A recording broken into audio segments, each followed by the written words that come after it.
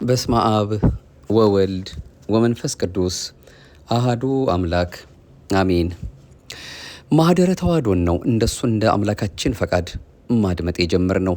በኢትዮጵያ ኦርቶዶክስ ተዋሕዶ ቤተ ክርስቲያናችን እምነት ስርዓትና ትውፊት ምሕረት ደግነቱ በስቶልን እሱ በረዳን መጠን በቅርባችን በእጃችን ካሉ ምንጮች እየጠቀስን ይህችን የነጻች የጎላች የተረዳች አንዲቷ እምነታችንን የሚያጠይቁ የሚያሳስቡ የሚያመላክቱ ተነግሮ ተዘርዝሮ ተመስጥሮ ከማያልቀው ትምህርቷ እኛም በጥቂቱ እንደው ለዚህ መርሃ ግብራችን በሚመች ሁኔታ አምላካችን የፈቀደልንን ይኸው መከታተላችንን ለዛሬም እሱ አምላካችን እንደፈቀደልን አጽንተን እናደምጣለን።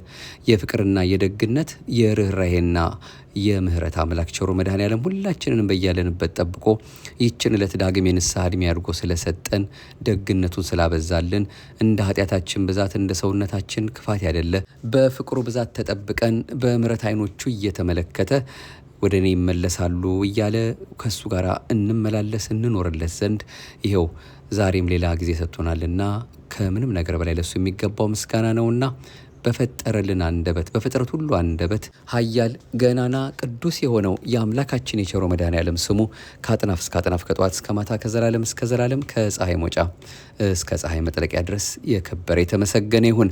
ርርተ ህሊና ርርተ ልቦና አንዳችም ነውር የሌለባት ፊት የማያስመልሰው አንገት የማያስቀልሰው የአፍጣኒ ተረዲት አቁራሪተ መዓት የመብርሃንም የንጽሕት ቅድስት ድንግልም ምልጃዋ እንደ አይነ ጥቅሻ የሚደርሰው ጸሎቷ አብሮን ስላለ ስሟ የከበረ የተመሰገነ ይሁንልን። እርሱ አምላካችን አሁንም ስለ ደጋጎቹ ቅዱሳን እንደ ቸርነቱና እንደ ምሕረቱ ለእኛ በቃል ኪዳናቸው እንድንታመን ከሰጠን ከወዳጆቹ ሁሉ በረከት እንዲያሳትፈን እየተማጸን ለዛሬም ምናልባትም በሁለት ክፍሎች እናቆመዋለን ብለን ያሰብነውን የደብረ ዘይትን ሁኔታ በብዙ መልኩ የሚተረጎም የሚመሰጠር ስለሆነ ሶስተኛ ክፍል አድርገን ለዛሬ ለመጨረሻ አድርገን የምንከታተለውን አንድ ተጨማሪ መርሃ ግብር ነው ይዘንላቸው የመጣ ነው። መቼስ አንድ ሰው ደብረ ዘይትን በተመለከተ ሙሉ የሆነም ባይሆን እንደ የተወሰኑትን ሀሳብ መሰረታዊ የሆኑ አንኳር የሆኑትን እንኳን መያዝ ይችል ዘንድ ነው እኛም እነዚህን ወደ እናንተ እያመጣን እየተከታተልን ያለ ነው። ለሁሉም የሚያስተምርም ሚስጥሩንም የሚገልጽ በልብም የሚያሳድር ለፍሬ ለበረከት የሚያደርስ እሱ ነውና በሁላችንም ልቦና ውስጥ አድሮልን ለክስ ለወቀሳ ለመፈራረጃ እንዳያረግብን ሰምተን ለመጠቀም እንዲያበቃን እየተማጸን ነው። እርሱ አምላካችን በዚች ዕለት ሊያስተምረን የወደደውን የመምጣቱን ነገር የምንሰማውን እንዲያውንም እንከታተላለን። ደብረ ዘይትን በተመለከተ ክፍል 3 መርሃ ግብራችን ነው። ደብረ ዘይት ስንል ያው የአብይ ጾም እኩሌታ ሆኖ የጌታችን የአምላካችን የመድኃኒታችን የኢየሱስ ክርስቶስ ዳግም ለፍርድ የሚመጣበት ሁኔታ ሐዋርያት ጠይቀውት የመምጣት ነገር እንዴት ነው ብለው በጠየቁት ጊዜ እንግዲህ የመለሰላቸው ምላሽ እየተማማርንበት ያለ ነው። የማቴዎስ ወንጌል ምዕራፍ 24 ላይ በተለይ በዝርዝር እዛው ላይ እናገኘዋለን። አሁን ለዛሬ የምንመለከተው ለምን ይመጣል የሚለው ነው። አንደኛ ፍርድ ለመስጠት ይመጣል። ጌታችን ዳግም ወደዚህ ዓለም የሚመጣው እንደ ቀድሞ ሊወለድ በጨርቅ ሊጠቀለል በግርግም ላይ ሊተኛ ወደ ግብፅ በረሃ ሊሰደድ በፈጠረው ምላስ ሊሰደብ አይደለም። የዳግም ምጽአቱ ከቀድሞ ምጽአቱ የተለየ ነው። የቀድሞ ምጽአቱ ንስሐ ግቡ ለማለት ነው። የዳግም ምጽአቱ ፍርድ ለመስጠት ነው። ፍርድ ማለት እውነትን ከሐሰት ጽድቅን ከኃጢአት ለይቶ ለእውነተኛው ካሳ ለሐሰተኛ መቀጫ መበየን ማለት ነው። በመሆኑም የክርስቶስ የዳግም ምጽአት የመጀመሪያው መሰረታዊ ዓላማ ፍርድ መስጠት ነው። ይኸውም ወንጌላዊ ቅዱስ ማቴዎስ ምርቱን ከገለባ የሚለይበት መንሻ አለው ብሎ በማቴዎስ ወንጌል ምዕራፍ 3 ቁጥር 12 ላይ እንደተናገረው ምርቱን ከግርዱ ስንዴውን ከእንክርዳዱ ለመለየት በምድራዊ ሕይወታቸው ደስ ያሰኙትን ጻድቃንን በቀኙ በምድራዊ ሕይወታቸው ያሳዘኑትን ኃጥአንን በግራ አቁሞ ኃጥአንን ይወቅሳል፣ ጻድቃንን ያወድሳል። ኃጥአንን እናንተ ርጉማን ከኔ ወግዱ ብሎ ይረግማል። ጻድቃንን እናንተ አባቴ ብሩካን ወደ እኔ ኑ ብሎ ይባርካል። ኃጥአንን ከራሱ ያርቃል፣ ጻድቃንን ወደ እርሱ ያቀርባል። በኃጥአን ላይ ሊፈርድባቸው ለጻድቃን ሊፈርድላቸው ኃጥአንን ለሐሳር ጻድቃንን ለክብር ኃጥአንን ለሞት ጻድቃንን ለሕይወት ሊጠራ ይመጣል። ፍርዱ በሚሰጥበት ጊዜ በሁለቱም ወገኖች ማለትም በጻድቃንና በኃጥአን በኩል ታላቅ ለቅሶ ጩኸት ይሆናል። ይህም በተመለከተ ቅዱስ ያሬድ እንዲህ ብሎ ዘምሯል። ወልደ እጓለ እመሕያው ክርስቶስ በሚመጣበት ጊዜ የሰማይና የምድር ኃይል ይነዋወጣል፣ ኃጥአን በሕይወታቸው ያላሰቡት ነገር አግኝቷቸው ያለቅሳሉ። የእሳት ወንዝ በፊቱ ይፈሳል፣ የእሳት ጦር ካፉ ይወጣል። እምባ እንደ ክረምት ውሃ ይፈሳል። ኃጥአን ከጻድቃን መካከል ይለያሉ በማለት መስክሯል። ያን ጊዜ የሚታየው ሰልፍ፣ የሚሰማው ዋይታና ለቅሶ፣ የሚፈሰው እምባ የማይጠቅም እንደሆነም ያዕቆብ ዘስሩግ በቅዳሴው እንዲህ ብሎ መስክሯል። ያን ጊዜ ጩኸት ይሆናል፣ የማይጠቅም ጩኸት ነው። ያን ጊዜ ለቅሶ ይሆናል፣ የማይጠቅም ለቅሶ ነው። ያን ጊዜ ፍጻሜ ማህለቅት እንደሌለው እንደ ክረምት ውሃ እምባ ይፈሳል። ነጣቂ መብረቅ የሚያስደነግጥ የነጎድጓድ ቃል የሚቆርጥና የሚከፍል የሚለይ ብርቱ ብልጭልጭታም ወደ እነርሱ ይላካል። ይኸውም የኃጥአን ዕድላቸው ነው። ያን ጊዜ ምድር አደራዋን ትመልሳለች፣ እናትም የሴት ልጇን ጩኸት አትሰማም። ያን ጊዜ በሕይወት ዘመኗ የሰራችው የነፍስ ሥራዋ ይገለጣል በማለት በቅዳሴው ተናግሮናል። እንግዲህ ለምን ይመጣል ለሚለው መጀመሪያው ፍርድ ለመስጠት ይመጣል ብለናል። ታዲያ ፍርድ የሚሰጠው እንዴት ነው የሚለውን የፍርዱን አይነት ደግሞ እንዲህ እንይ። የፍርዱ አይነት ሰማያዊ ፍርድ ሁለት አይነት ነው። ይኸውም ጊዜያዊ ፍርድና ዘላለማዊ ፍርድ በመባል በሁለት ይከፈላል። ጊዜያዊ ፍርድ የሚባለው ሐዋርያው ቅዱስ ጳውሎስ እርሱ ለእያንዳንዱ እንደ ሥራው ያስረክበዋል።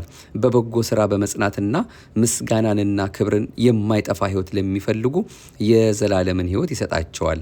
ለአመፃ በሚታዘዙ እንጂ ለእውነት በማይታዘዙ በአድመኞች ላይ ግን ቁጣና መቅሰፍት ይሆንባቸዋል። ክፉን በሚያደርግ ሰው ሁሉ ላይ መከራና ጭንቀት ይሆንበታል ብሎ እንደተናገረው ሮሜ ምዕራፍ 2 ቁጥር 6 አንድ ሰው በምድራዊ ሕይወቱ በሰራው ሥራ ጊዜያዊ ፍርድ ይቀበላል። በጎ ከሰራ ዘላለማዊ ዋጋን እስኪቀበል ድረስ ወደ ጊዜያዊ ማረፊያ ወደ ገነት ይገባል። በአንጻሩ ደግሞ ክፉ ከሰራ ዘላለማዊ ፍርድ እስኪቀበል ድረስ ጊዜያዊ ወህኒ ቤት ወደ ሆነችው ወደ ሲኦል ይጣላል። ዘላለማዊ ፍርድ የሚባለው ደግሞ ይህን ዓለም ሊያሳልፍ ሲመጣ በዳግም ምጽአት በትንሣኤ ዘጉባኤ የሚሰጠው ፍርድ ነው። ይህ ፍርድ ዋጋውም ሆነ ፍዳው እስከ የሌለው ይግባኝ የማይጠየቅበት ማቅለያ ቅጣት የማይታሰብበት ያልፋል ተብሎ ተስፋ የማይጣልበት ዘላለማዊ ፍርድ ነው። በዚህ የፍርድ ስርዓት ጊዜያዊ ፍርድ ያገኙት ወደ ዘላለማዊ ፍርድ ይሸጋገራሉ። ይህ ማለት ጊዜያዊ ዋጋ መቀበያ በሆነችው በገነት የኖሩ ወደ ዘላለማዊቷ ርስት ወደ መንግሥተ ሰማያት ይሸጋገራሉ። ጊዜያዊ ፍዳ መቀበያ በሆነችው በሲኦል የነበሩት ደግሞ ወደ ዘላለማዊ ሞት ወደ ገሃነመ እሳት ይሸጋገራሉ። ጊዜያዊ መቀጫ፣ ጊዜያዊ ዋጋ መስጫ የነበሩት ሲኦልና ገነት ከሚያልፉት ዓለማት ጋር አብረው ያልፋሉና የፍርዱ አሰጣጥ ሂደትስ እንዴት ነው ቢሉ ጻድቃን በቀኝ ኃጥአን በግራ አቁሞ ጻድቃን ለቀኝ ቁመት ያበቃቸውን ምክንያትና የተዘጋጀላቸውን መንግሥት ያበስራቸዋል። ኃጥአንንም ለግራ ቁመት ያበቃቸውንና የሚጠብቃቸውን ፍርድ ያረዳቸዋል። ጻድቃኑንም መርገመ ሥጋ መርገመ ነፍስ የሌለባችሁ በረከተ ሥጋ በረከተ ነፍስ ያላችሁ እናንተ አባቴ ብሩካን ዓለም ሳይፈጠር በስን በብርሃን በጣዕም በመዓዛ የተዘጋጀላችሁን መንግሥተ ሰማያትን ተወርሱ ዘንድ ወደ እኔ ኑ ይላቸዋል። ምክንያቱም ብራብ አብልታችሁኛልና፣ ብጠማ ጠጥታችሁኛል፣ እንግዳ ብሆን ተቀብላችሁኛል፣ ብታረዝ አልብሳችሁኛል፣ ብታመም ብታስር ጠይቃችሁኛልና ይላቸዋል። ጻድቃንም ከትሕትና ወደ ትሕትና ከትሩፋት ወደ ትሩፋት መሄድ ልማዳቸው ነውና እንዲህ ይሉታል። አቤቱ ተርበህ አይተንህ መቼ አበላንህ? ተጠምተህ አይተንህ መቼ አጠጣንህ? እንግዳ ሆነ አይተንህ መቼ ተቀበልንህ? ታርዘህ አይተንህ መቼ አለበስንህ? ታመህና ታስራ አይተንህ መቼ ጠየቅንህ? ይሉታል። በእኔ ካመኑት ከታናናሾቹ መካከል ለአንዱ ያደረጋችሁት ለእኔ ያደረጋችሁት ብዬ በእውነት እነግራችኋለሁ ይላቸዋል። መምህራንን እንዲህ ይላቸዋል። በክደት ምክንያት ከሃይማኖት ብራብ ብጠማ ሃይማኖትን አጥግባችሁኛልና፣ በክደት ምክንያት ከሃይማኖት እንግዳ ብሆን በትምህርት ተቀብላችሁኛልና። አንድም ቀሳውስትን ደግሞ እንዲህ ይላቸዋል። በኃጢአት ምክንያት ከሥጋው ደሙ ብራብ ብጠማ በንስሐ ሥጋው ደሙን አጥግባችሁኛልና፣ በኃጢአት ምክንያት ከሥጋው ደሙ እንግዳ ብሆን በንስሐ ሥጋውን ደሙን አቀብላችሁኛልና፣ በኃጢአት ምክንያት ከልጅነት ብለይ በንስሐ ልጅነት እንዲመለስልኝ አድርጋችሁኛልና፣ በደዌ ኃጢአት ብያዝ በንስሐ ጠይቃችሁኛልና፣ በማእሰረ ኃጢአት ብያዝ በንስሐ ጠይቃችሁኛልና፣ ዓለም ሳይፈጠር በስን በብርሃን በጣዕም በመዓዛ ተዘጋጅቶላችሁ ያለ መንግሥተ ሰማያትን ተወርሱ ዘንድ ወደ እኔ ኑ ይላቸዋል በሚልም በትርጓሜ ትምህርቱን እናገኛለን። ወደ ኃጥአን ደግሞ ዘወር ብሎ ተመክራችሁ ተዘክራችሁ አንመለስም ብላችሁ ዘመናችሁን በርኩሰት ሕይወታችሁን በኃጢአት ያሳለፋችሁ እናንተ ርጉማን ለሰይጣንና ለሰራዊቱ ለአጋንንት ወደ ተዘጋጀው ወደ ገሃነመ እሳት ሂዱ ይላቸዋል። ብራብ አላበላችሁኝምና፣ ብጠማ አላጠጣችሁኝምና፣ እንግዳ ብሆን አልተቀበላችሁኝምና፣ ብታመምና ብታሰር አልጠየቃችሁኝምና ይላቸዋል። ኃጥአንም ከትዕቢት ወደ ትዕቢት ከድንቁርና ወደ ድንቁርና መሄድ ልማዳቸው ነውና እንዲህ ይሉታል። አቤቱ መቼ ተርበህ አይተንህ አናበላም አልን? መቼ ተጠምተህ አይተንህ አናጠጣም አልን? መቼ እንግዳ ሆነህ አይተንህ አንቀበልም አልን? መቼ ታርዘህ አይተንህ አናለብስም አልን? መቼ ታመህ አይተንህ አንጠይቅም አልን? መቼ ታስረህ አይተንህ አናስፈታም አልን? ይሉታል። ከዚህ በኋላ ጌታ እንዲህ ይላቸዋል። ከኒህ ከንዑሳን ለአንዱ አለማድረጋችሁ ለእኔ አለማድረጋችሁ ነው ብዬ በእውነት እነግራችኋለሁ በማለት ይመልስላቸዋል። ጻድቃን በበግ ኃጥአን በፍየል የተመሰሉበትን ምስጢር አንድምታ ወንጌላችን በምን መልኩ እንደሚያስተምረን ከዚሁ ጋር ይሄዳልና በክፍል 2 ላይ በስፋት ስላየ ነው በዚያ ላይ ሄደን መከታተልና ጉዳያችንን ማጠናከር እንችላለን። ሁለተኛው ጌታችን ለምን ይመጣል የሚለው የመጀመሪያው ፍርድ ለመስጠት ይመጣል ያልነው ነው። ሁለተኛው ደሞዝ ሊከፍል ይመጣል የሚለው ነው። ደሞዝ ማለት ለተሰራው ስራ የድካም ማካካሻ ክፍያ፣ ወደፊትም ለሚሰራው ስራ ማበረታቻ ዋጋ ማለት ነው። ደሞዝ በትክክል ለሚሰራ ሰው ብቻ የሚሰጥ የታወቀ ምንዳ ወይም ሀብት ነው። ነገር ግን ሰራተኛው ኃላፊነቱን ካልተወጣ፣ ስራውን በአግባቡ ካልሰራ የሚነጠቅ የሚቀነስ ነው። ደሞዝ ለማግኘት 3 አካላት መኖር ይኖርባቸዋል። እነዚህም ስራ፣ መስሪያ ቤትና አሰሪ ወይም ስራ አስኪያጅ ናቸው። እነዚህ ተዋቅረው ካልተገኙ በቀር ደሞዝ የሚባለው ነገር አይታሰብም። በዚሁ አንጻር ጉዳዩን በመንፈሳዊ አይን ስንመለከተው ክርስቶስ ዳግም ከሚመጣበት ሁለተኛ ዓላማ አንዱ ደሞዝ ለመክፈል ነው ስንል ይህች ዓለም የሰው ልጆች ሁሉ መስሪያ ቤት ናት። ስራውም አምልኮተ እግዚአብሔርን ማጽናት፣ የጽድቅን ስራ መስራት ነው። ስራ አስኪያጁም ራሱ የተቋሙ መስራች ባለቤት የዓለም ፈጣሪ ጌታችን መድኃኒታችን ኢየሱስ ክርስቶስ ነው። ደሞዙ መንግሥተ ሰማያት ናት። ስለዚህ ደሞዝ ሊከፍል ይመጣል ስንል መንግሥተ ሰማያትን ሊያወርስ ይመጣል ማለት ነው።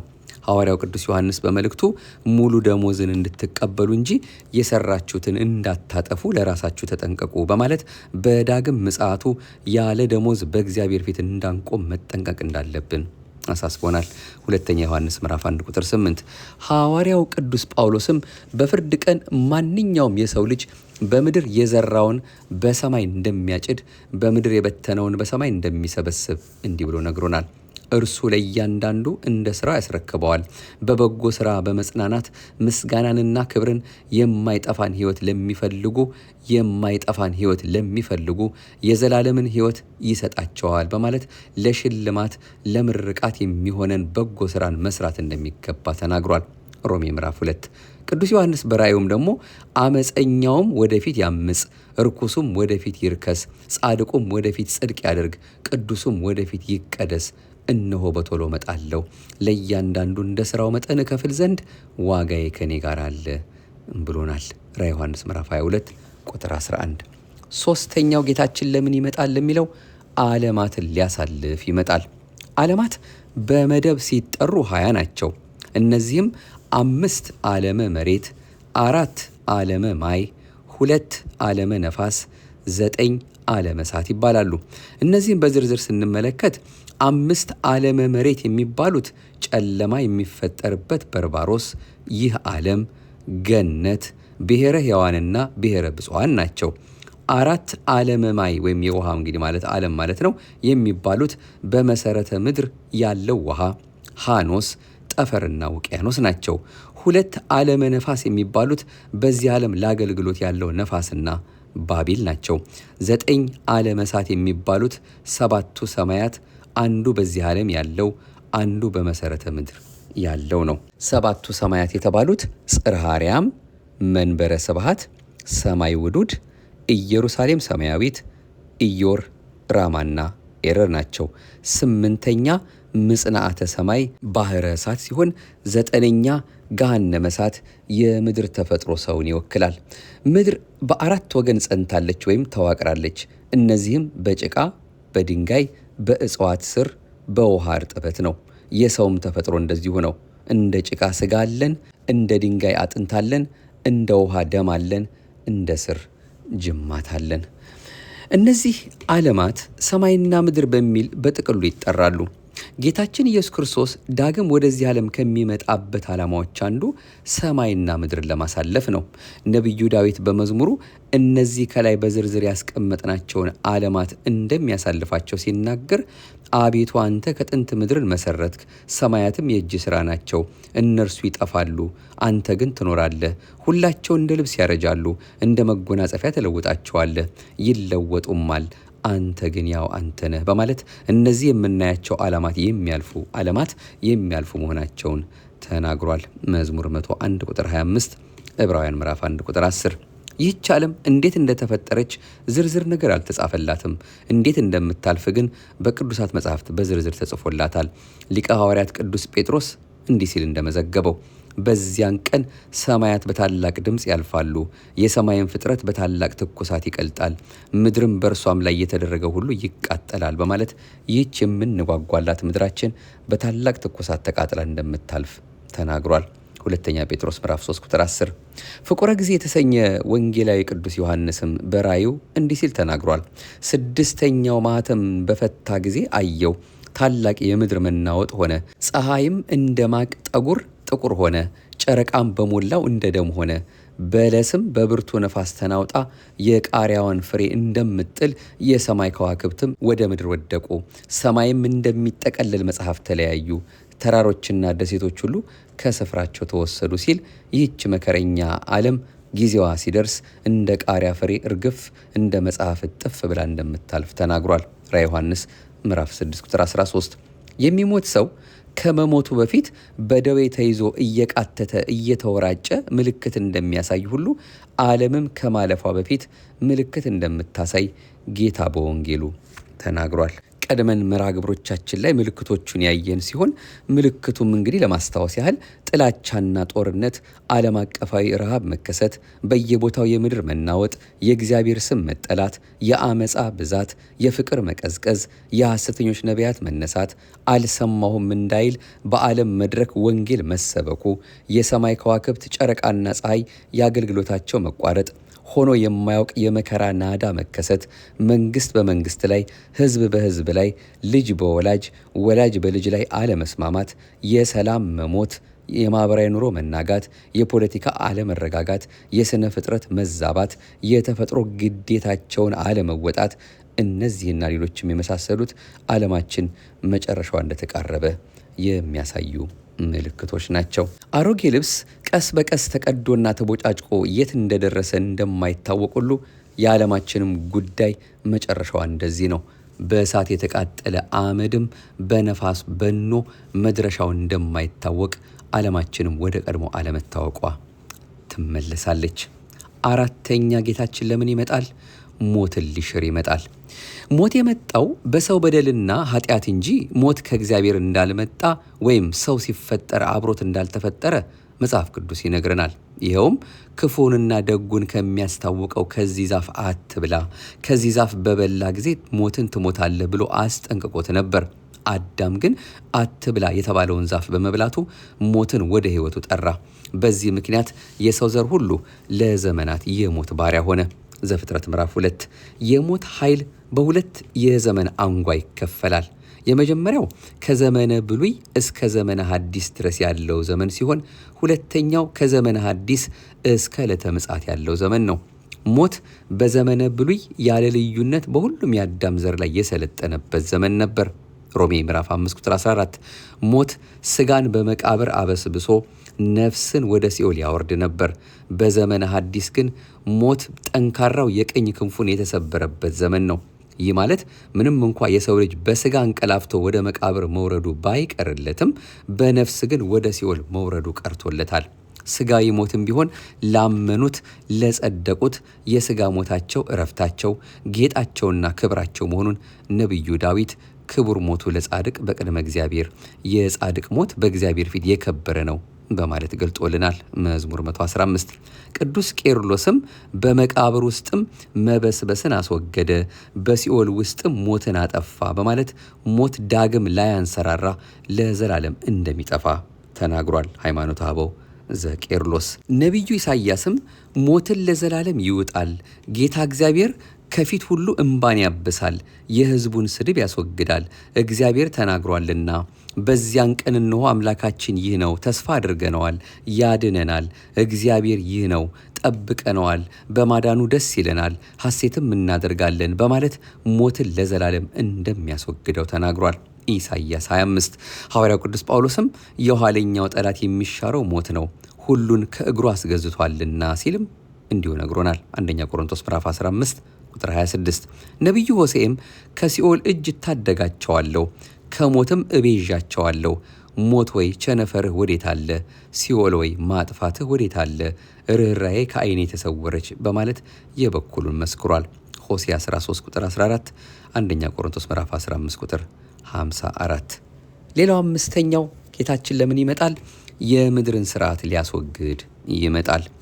የጸደቁት ለመንግሥተ ሰማያት የታጩት ሐዘን የሌለበት ደስታ፣ ባይተዋርነት የሌለበት እኩልነት፣ የአካል ጉዳት የአካል ጉድለት የሌለበት ፍጹም ብርሃናዊ አካል፣ መከራ የሌለበት ተላ ደስታ፣ ውጣ ውረድ የሌለበት ሕይወት፣ መለወጥ የሌለበት መንግሥት በቋሚነት ገንዘብ ያደርጋሉ።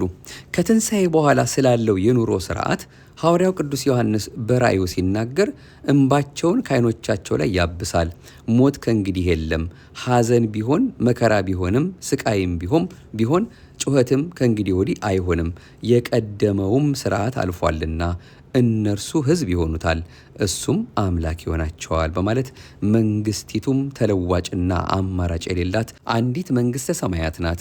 ገዥዋም አፍጣጭና ገልማጭ የሌለበት፣ ምትክ የማይገኝለት፣ በባህሪው ህልፈት በመንግስቱ ሽረት የሌለበት አንድ እግዚአብሔር መሆኑን እንዲሁም ከትንሣኤ ዘጉባኤ በኋላ ያለው የሰው ልጅ ሕይወት ምን እንደሚመስልም ነግሮናል። ራዕየ ዮሐንስ ምዕራፍ 21 ቁጥር 4። የቀደመው ስርዓት ይሻራል ስንል ምድራዊ ስርዓት ማለታችን ነው። ይኸውም ማዘንና መደሰት፣ ማጣትና ማግኘት፣ መግዛትና መገዛት፣ ጌትነትና ባርነት፣ ባለጠግነትና ድህነት፣ አዋቂነትና መሃይምነት፣ መብላት መጠጣት፣ መራብ መጥገብ፣ መውጣት መውረድ፣ መውለድና መዋለድ፣ መብዛት መባዛት፣ ቀይ ጥቁር፣ ወፍራም ቀጭን ማለት የለም። ከሳሽ ተከሳሽ፣ መጽዋች ተመጽዋች የለም። የአካል ጉዳት የአካል ጉድለት የለም። ተሳስቶ አጥፍቶ ንስሐ መግባት የለም። የስልጣን ቅሚያ የወንበር ሽሚያም የለም። መልከ ቀና መልከ ጥፉ ማለት የለም። ኑሯችን እንደ መላእክት ይሆናል። ጌታ በወንጌሉ ከሰዱቃውያንና ከፈሪሳውያን ለተጠየቀው ጥያቄ መልስ ሲሰጥ እንዲህ ብሎ እንደነገረን በትንሣኤስ እንደ እግዚአብሔር መላእክት በሰማይ ይሆናሉ እንጂ አያገቡም አይጋቡም በማለት ነግሮናል። ማቴዎስ 22:29። ሊቁ ቅዱስ ያሬድ ከትንሣኤ በኋላ ስላለው ሕይወትም ሲቀኝ እንዲህ ብሎ ነግሮናል። ያን ጊዜ ሁለት ልብ ይሰጣቸዋል። ሃይማኖት ትወጣለች ትጸናለች፣ ሞት ይሸነፋል፣ ጽድቅ ትመጣለች፣ ትዕግስት ይሰበሰባል። ያን ጊዜ ዓለም ወይም ሰው ይነቃል። ነገር ግን ሰው በነቃም ጊዜ ይህ ዓለም አይኖርም። ምድር አደራዋን በምትመልስበት ጊዜ ከመብረቅ በቀር ክረምት የለም፣ በጋ የለም። ይኸውም ደጅ የጸናለት ሁሉ የእግዚአብሔር ክብሩና ብርሃኑን ያይ ዘንድ ነው ሲል በትንሣኤ ዘጉባኤ ጊዜ ስለሚሆነው ነገር እምቅ በሆነ ምስጢር ዘምሯል። ስድስተኛውና የመጨረሻው ጌታችን ለምን ይመጣ ለሚለው ለወዳጆቹ መንግስቱን ለማውረስ ይመጣል። ፍቁረ ጊዜ ቅዱስ ዮሐንስ በራእዩ ውርደት የሌለበትን ክብር፣ ሐዘን የሌለበትን ደስታ፣ መርገም የሌለበትን በረከት፣ ጨለማ የማይፈራረቅበትን ብርሃን፣ ባይተዋርነት የሌለበትን እኩልነት ስለምታስተናግደው መነዋወጥ ስለማያሰጋት ስለ መንግሥተ ሰማያት ሲናገር አዲስ ሰማይና አዲስ ምድር አየው፣ ፊተኛው ሰማይና ምድር አልፈዋልና ባህርም ወደፊት የለም። ቅድስቲቱ ከተማ አዲሲቱ ኢየሩሳሌም ለባሏ እንደተሸለመች ሙሽራ ተዘጋጅታ ከሰማይ ከእግዚአብሔር ዘንድ ስትወርድ አየው ሲል ተናግሯል። ራእይ 21። በሰማያዊት ኢየሩሳሌም ቀንና ማታ የሚባል የለም። ቀን ፀሐይን፣ ሌሊት ጨረቃን አትፈልግም። ሰው ሰራሽ መብራትም አትፈልግም። ብርሃኗ ራሱ እግዚአብሔር ነውና አደባባይዋ ከንጹህ ወርቅ የተሰራ ነው። 12 በሮቿ ከዕንቁ የተሰሩ ሲሆኑ የ12ቱ ሐዋርያት ስም የተጻፉባት ዘላለማዊት ርስት ናት። አባ ሕርያቆስም በቅዳሴው ይህንኑ ሲናገር ነፃ በምታወጣ በደብረ ጽዮን በመንግሥተ ሰማያት ይሰብስባችሁ ብሎ ነግሮናል። አጋዚት ሲል ከዚች ዓለም ሲለያት ነው። ይህችን ዓለም ኃጥኡም ጻድቁም ደጉም ክፉውም ይገዛታል፣ ይፈራረቅባታል። እሷን ግን የሚገዛት እግዚአብሔር ብቻ ነውና። ኢየሩሳሌም ሰማያዊት በመንበረ ስብሐት አንጻር ናት። 12 ደጆች አሏት። የብርሃን አዕማድ ደግፈዋታል። የብርሃን ክዳን ከፍክፏታል። በ3 ረድፍ በከዋክብት አምሳል የብርሃን መርገፍ አዙሮባታል። የእሳት ቅጽር ቀጽሯታል። የእሳት መጋረጃ ጋርዷታል። በጉቦኖቿ የሐዋርያት ስም፣ በአምዶቿ የጻድቃንና የሰማዕታት ስም ተጽፎባታል። ራዕየ ዮሐንስ 21:11 የብርሃን ሳጥን ሁለመናዋ ትክክል የሆነ ቀርጾ ከሥላሴ ጸዳል ስዕል ስር አኑሮባታል። ይህችውም የእግዝእትነ ማርያም አምሳል ታቦት ዘዶር ናት። ከሰማያት በኋላ መላእክትን መፍጠሩ እኛም አብረነው ፈጠርን እንዳይሉ እርሱ ቢመሰርት እኛ ገነባን፣ እርሱ ቢገነባ እኛ መሰረትን እንዳይሉ ይህም ሐሳብ በሳጥናኤል ተደርጓልና ነው። ሊቁ አባ ቅዱስ ሕርያቆስ አያይዞም ይህቺ መንግሥተ ሰማያት ከጣዕሙ ብዛት የተነሳ ፈጽሞ ነፍስን ደስ የሚያሰኝ የሕፃናትና የመላእክት ምስጋና የሚሰማበት የብርሃን ድንኳን የተተከለባት ሊቀ ካህናት ኢየሱስ ክርስቶስ የሚገኝባት ትጉሃን የሚሆኑ ማኅበረ መላእክት፣ የቅዱሳን ነቢያት ማኅበር፣ ዞረው ያስተማሩ የሐዋርያት ማኅበር፣ አላውያን ድል የነሱ የሰማዕታት ማኅበር፣ የተባረኩ የጻድቃን ማኅበር፣ የተሾሙ የካህናት ማኅበር፣ ፍጹማን የሚሆኑ የደናግልና የመነኮሳት ማኅበር ያሉባት ከምንም በላይ ታቦት ዘዶር የተባለች እመቤታችን ያለችባት ብርሃናዊት ሰማያዊትና ዘላለማዊት ርስት መሆኗን መስክሯል።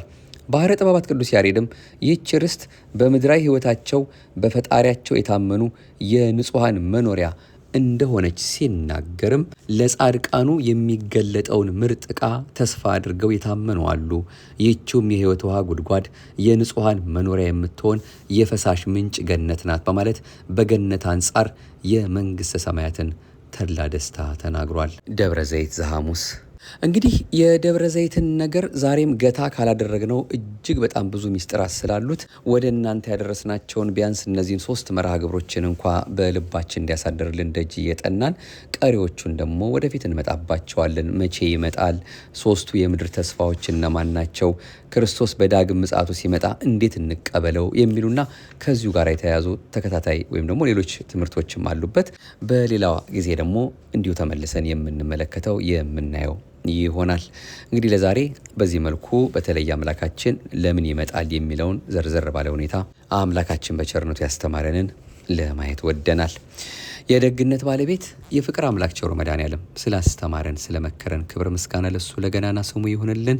እንግዲህ ደብረ ዘይትን ጨርሰን ደግሞ አሁን ወደ ገብርኄር ደግሞ እየመጣን ነውና ያንን በተመለከተም ደግሞ መለስ ብለን የምናየው የእሱ የአምላካችን የመድኃኒታችን የኢየሱስ ክርስቶስ በወንጌል የተገለጸውን ቃሉን መነሻ አድርገን አንድም እየተባለ የተመሰጠረውን ትምህርት ደግሞ መከታተላችንን እንቀጥላለን።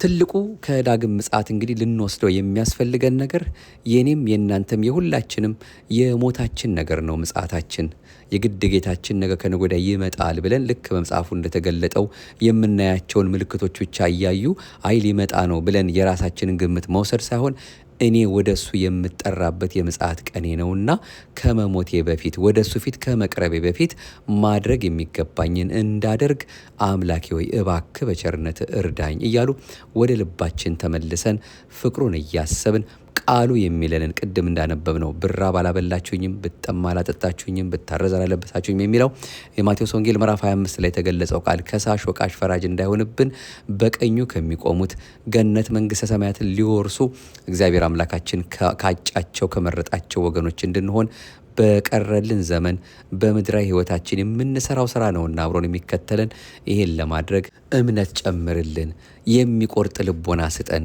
ካንተ ጋር መኖር ምንጊዜ ማትረፍ ነውና እባክህ አምላካችን ሆይ ከትላንት ዛሬ በተሻለ አንተን የምናመልክበት አንተን የምናውቅበት ፍቅርህን እያሰብን የመስቀል ውለታህን በልቦናችን ስለህብን እንደ ክርስትና ማድረግ የሚገባን ነገር እያደረግን ቀሪ ዘመናችን እንድትባርክልን እባክን ለምንሃለን እያለን ነው። እንግዲህ አብልጠን አብዝተን በጾማችን በጸሎታችን በምጽዋታችን በስግደታችን በዚህ ባለንበት በአብይ ጾም በሌላውም ጊዜ ቢሆን ደጅ መጥናት ያለብን በፊቱ ስንቆም ምንም ነገር ባዷችንን እንዳንቆም ቢያንስ እሱ ሊቀበልልን በቸርነቱ እሺ በጄ ብሎ ወዶ ፈቅዶ በብሩህ ገጽ እኛን የሚያይበትን መልካሙን ነገር እንዳያሳጣን አንዲት ነገር እንኳ ከሕይወታችን እንዳይጠፋብን እሱ አምላካችን የፈቀደውን የወደደውን ማድረግን ሁልጊዜም ችላ ሳንል በሃይማኖት ጸንተን በምግባር ቀንተን መድኃኔዓለም የወደደውን እንድንሰራ በቸርነቱ እንዲረዳን እመብርሃን ሁልጊዜም አብራ እንድትሆንልንና እንድታሰራን የጽድቅን ነገር እንድታስተምረን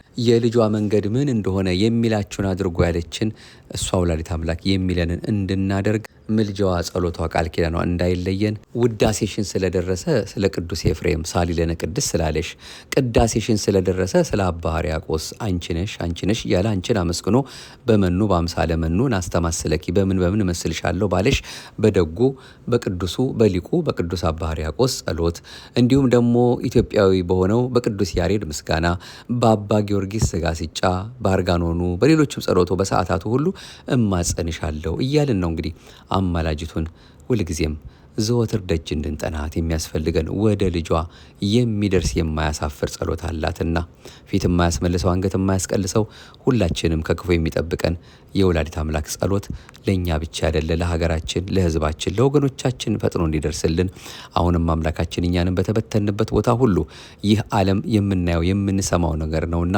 በብዙ መልኩ ምንም ቀኝና ግራው የማይለይበት ጊዜ ስላለን እሱ ከዚህ መዓት እንዲያወጣን ለክብር እንዲያበቃን ለደገኛው ሞት እንዲያበቃን ፍቅሩን እንዲያበዛልን ምንጊዜም የቅዱሳን አምላክ መማጸን አለብን። የምሕረት ጌታ ወረት በሌለበት ፍቅሩ ጠብቆን የኔንም የእናንተንም የሁላችንም መጨረሻ በቸርነቱ ያሳምርልን። እመብርሃን አትለየን። የቅዱሳኑ ጸሎትና ቃል ኪዳን ሁሉ ከክፉ ይጠብቀን፣ ለክብር ያብቃን። አቤቱ አንተን መፍራትን በልቦናችን በጎ አምልኮትህንም በህሊናችን ጨምር። ክብር ምስጋና ይሁን ለአብ፣ ክብር ምስጋና ይሁን ለወልድ፣ ክብር ምስጋና ይሁን ለመንፈስ ቅዱስ ዛሬም ዘወትርም ለዘላለሙ አሜን። ማህደረ ተዋህዶን እንግዲህ እንደ ኦርቶዶክሳዊት ተዋህዶ ቤተክርስቲያናችን እምነት ስርዓትና ትውፊት ምንጭ ጠቅሰን ወደ እናንተ የምናደርሰውን መርሃ ግብራችንን ለሚያደምጡ ሁሉ እንግዲህ ማካፈልን እንዳትረሱ።